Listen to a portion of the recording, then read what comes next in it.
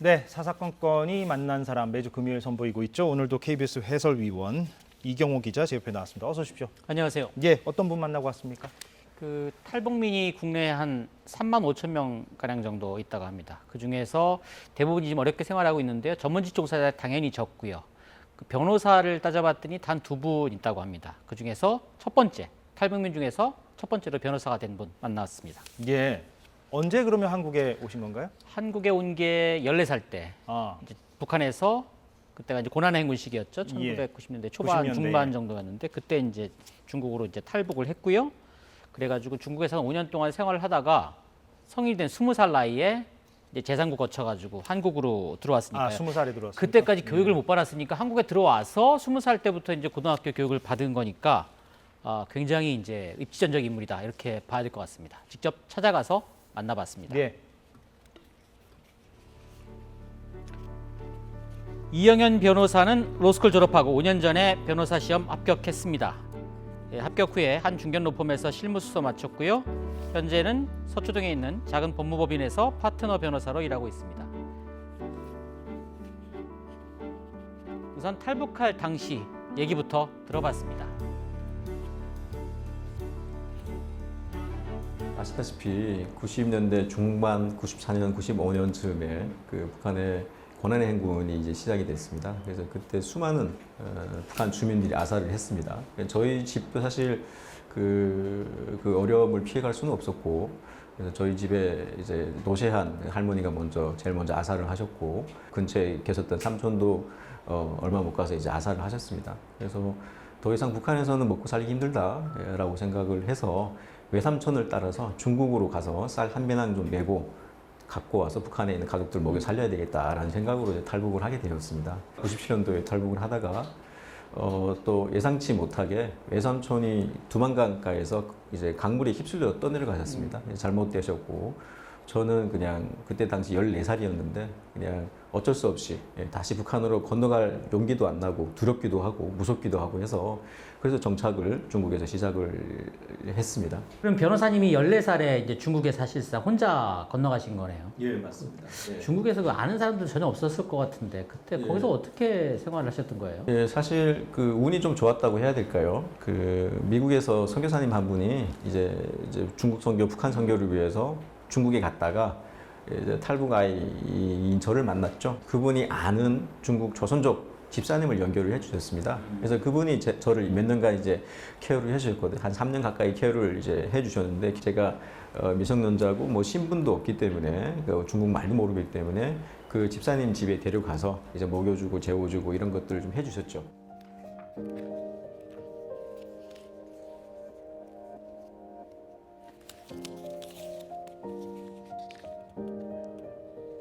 다행히 중국에서 한 선교사의 도움을 받아서 숨어 지낼 수 있었는데요. 선교사가 좀 더 안전한 곳에 보호하기 위해서 시골에 작은 기술학교 만들었는데 그만 뜻하지 않은 사건으로 중국 공안에 그 기술학교가 발각이 됐다고 합니다.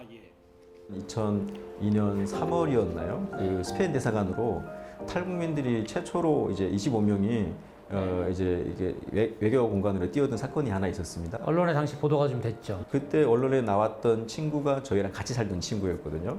예. 그래서 뭐 국제 뉴스에 이렇게 우리는 탈북민이고 우리는 남한으로 가기를 원하고 이런 인터뷰를 하는 걸 사실 저희가 살던 그 마을 사람들이 다 봤거든요. 예, 다 보고 이거는 큰일 났구나. 빨리 우리가 여기를 떠나지 않으면 탈출하지 않으면 우리가 잡히겠구나. 그리고 선교사님이 사실 이렇게 주변에는 이제 탈북민들을 데리고 있는 게 아니라 중국 고아들을 데리고 있다. 내가 지금 케어하고 있는 애들이 중국 고아들이다라고 얘기를 하고 다녔는데 이제 저희 신분이 드러난 거죠 이제. 예, 그래서 어쩔 수 없이 그냥 급하게 거기를 이제 떠날 수밖에 없었습니다. 그래서 몽골을 통해서 이렇게 한국으로 갑자기 들어오게 되었고요. 저희가 그 현장을 떠난 다음 날인가 중국 공안이 한 거의 100명 정도가 무장을 한 채로 쳐들어왔다고 하더라고요. 예. 그러니까 급박한 상황이었군요. 이제 중국 공안에 붙잡힐 뻔했다는 건데. 하루만 늦었어도 뭐 지금 아마 남한이 아니라 북한에 이제 잡혀가지고 그러니까요. 굉장히 어려운 생활을 하고 있었을 텐데 당시 그 탈출해가지고 갈지 몰라 어디로 갈지 몰라서 주변에서 얘기 듣고서 무작정 북쪽으로 갔다고 합니다. 가다 보니까 이제 중국과 몽골의 국경 지형이 나왔고요. 철조망이 또 여러 개 있었는데 그 밑으로 해서 파가지고 어렵게 진짜 생존을 걸고서 이제 탈출을 했고요. 다행히 몽골에 도착을 했고 거기서 한국으로 올 수 있었다고 합니다. 예. 탈북한 지 그게 한 5년 만이었는데요. 한국에 들어올 당시에 소감 한번 물어봤습니다. 네. 참 너무 감사했고 어떻게 말로 다 표현하기가 사실 좀 어려운데요. 사실 정말 오고 싶었던 대한민국이고 5년 동안 중국에 체류하면서도 대한민국에 대해서 너무 잘 알고 동경했었고 근데 오려고 해도 올 수가 없지 않습니까? 그래서 5년 동안 어쩔 수 없이 중국에서 사실 강제 북송의 위험을 무릅쓰고 이제 지낼 수밖에 없었는데 그렇게 꿈에 그리던 한국에 오니까 그러니까 이게 참 너무 가슴이 벅차더라고요. 가슴이 벅찼고 대한민국 인천공항에 딱 착륙하는 순간 드디어 그렇게 오고 싶었던 대한민국이 왔구나. 너무 감사해서 비행기 안에서 펑펑 울었습니다. 저렇게 어렵게 들어와서 아까 네. 이경호 기자가 말씀 주신 대로 20살부터 공부를 시작했다는 거잖아요.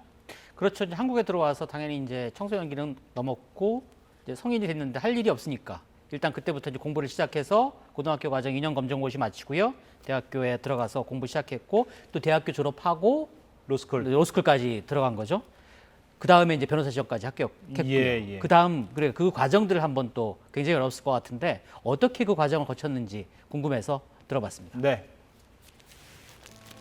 사실상 청소년기에 공부를 그때 처음 하신 거잖아요. 한국 고등학교 공부하려고 하면 영어도 있고 수학도 있고 뭐 역사도 완전히 다를 것이고 그거 쉽지 않았을 것 같은데요. 어려웠죠. 매일매일이 도전이었고요. 매일매일이 운전의 시간이었던 것 같습니다. 그래서 뭐 어느 하루 이렇게 울지 않은 날이 없었고요. 공부 때문에 너무 힘들어서 그냥 포기하고 관두고 나가서 그냥 돈이나 벌고 싶다라는 생각을 할 때가 뭐 수도 없었습니다. 근데 그냥 이겨내야 되겠다. 내가 여기까지 어떻게 왔는데. 대학교 졸업하실 때까지는 뭐 이해를 돼도 다시 또 그 힘들다는 변호사가 되겠다고 또 로스쿨에 들어가셨잖아요. 아니 왜 변호사가 되시기로 결심하신 거예요? 그냥 뭐 대학 졸업하고 다른 사람처럼 이렇게 취업을 할 수도 있으셨을 텐데. 예, 맞습니다. 저는 고등학교 때 제 꿈은 딱 북한 인권 변호사라는 어떤 꿈을 딱 정하고 이제 대학교를 갔거든요. 사실 한국에 와서 내가 뭘 해야 될까라는 고민을 사실 많이 했습니다. 그래서 고3 때 진로를 고민하다가 아픈 인권 침해의 그런 경험을 제가 겪었고 그리고 제 형제, 가족, 제 이웃들이 다 그런 인권 침해 피해자들인데 그들을 위해서 뭔가 목소리를 내고 그들을 대변하는 그런 변호사, 북한 인권 변호사가 없는 것에 굉장히 좀 마음이 아팠고 그런 변호사가 내가 돼야 되겠다.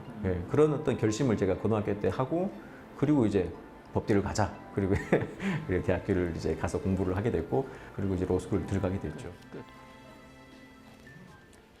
로스쿨 졸업하면 보통 5번 시험 기회 주어지는데요. 1차, 2차, 3차, 4차 낙방하고 마지막 순간에 가까스로 합격을 해가지고 그 당시에 감격은 정말 잊을 수가 없었다고 하는데요. 그때 당시 상황 또 들어봤습니다. 예. 첫 번째 대한민국 탈북 변호사가 되셨을 거 아닙니까? 네. 변호사 되신 다음에 예. 법원에 오셨을 때 소감 어떠셨어요? 탈북민 출신도 한국에 와서 꿈을 꾸고 열심히 노력하면 끝내는 꿈을 이룰 수가 있구나.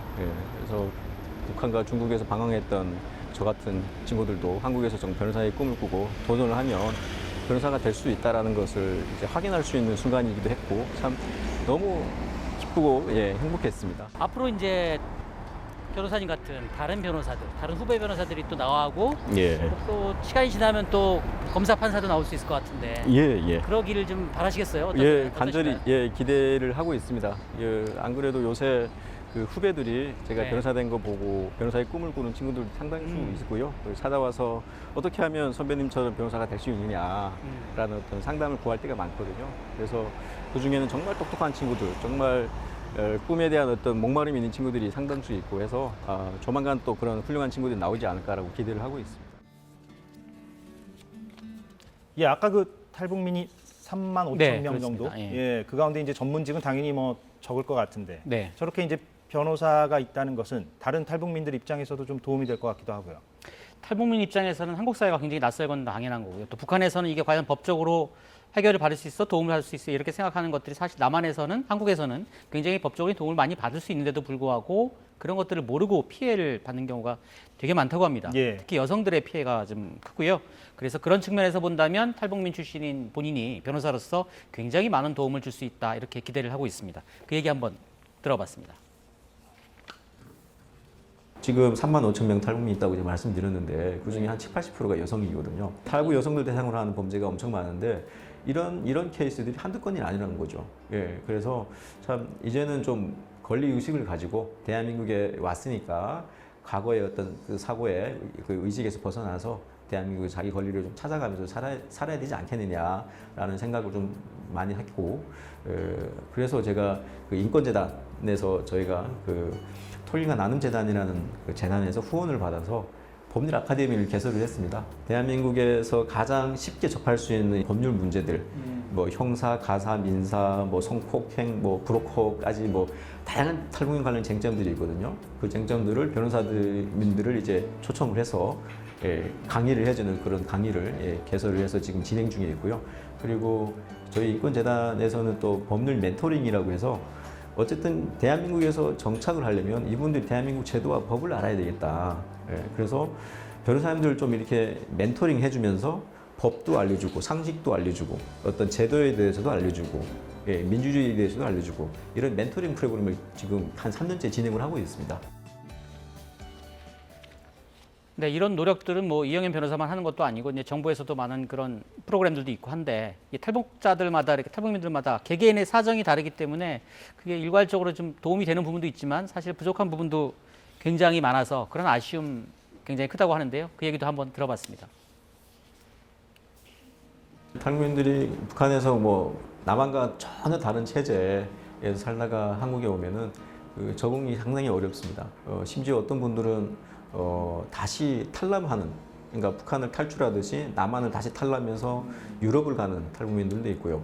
또 어떤 경우는 정말 나는 한국에서 못 살겠다라고 하고 북한으로 가겠다라고 하는 사람들도 있습니다. 그만큼 한국 사회가 준비되지 않은 탈북민들에게는 굉장히 살아남기가 쉽지 않은 환경이다라고 이제 생각이 들고 국가적 차원에서 뭐 여러 가지 뭐 제도도 있고 정책도 펴고 있는데 아직 참 미비한 점들이 많이 있는 것 같습니다. 물론 그 대한민국 정부가 뭐 관계부처 뭐 통일부든 많은 어떤 좋은 정책들이 있습니다. 많은 제도들이 있고 늘 개선하려고 노력을 하고 있습니다.